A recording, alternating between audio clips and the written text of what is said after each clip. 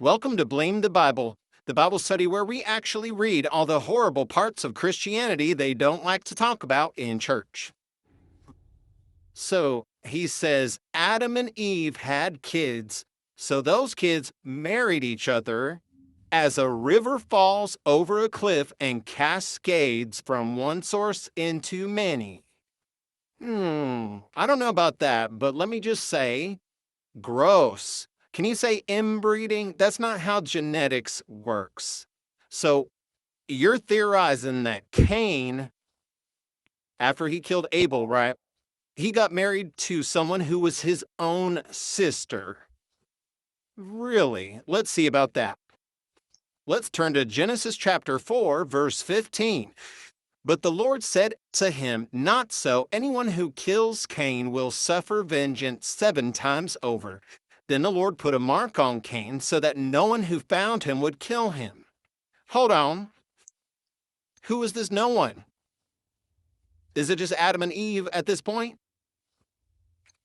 Do y'all really believe that Adam and Eve and Cain, because he just, unalived his own brother, they are the only 3 humans on this entire planet? If that is so, why did God have to put a mark on him so that other people who found him would not unalive him, right? Doesn't make sense, does it? So Cain went out from the Lord's presence and lived in the land of Nod, east of Eden. Okay? There was a whole other land east of Eden. It was full of people too. Adam and Eve are not the only people on this planet. Y'all, wake up and smell the diverse array of genetic material that is required in order to seed an entire species. Verse 17, Cain made love to his wife, and she became pregnant. Okay, so y'all think that was his sister?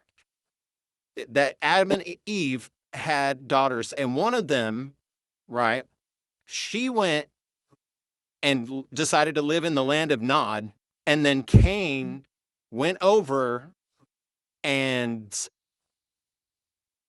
married his sister who was there in the land of Nod, and the 2 of them alone populated the entire land of Nod? How is it logical for y'all to think that Adam and Eve were the first humans and every other person was descended from them? It is literally impossible. It doesn't make any sense, not even according to this Bible. In this Bible says there was a whole other land full of people, and Cain went there, married a wife, and she got pregnant and gave birth to Enoch. Enoch's something else, y'all. By the way, side note, there's a whole book of Enoch that was part of the Bible, part of the Apocrypha, because the Bible used to be 80 books instead of 66. It only went down to 66 in the 19th century.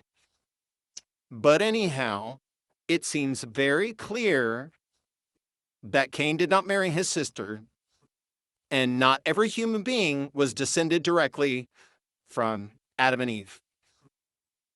But don't blame me, it's in the Bible.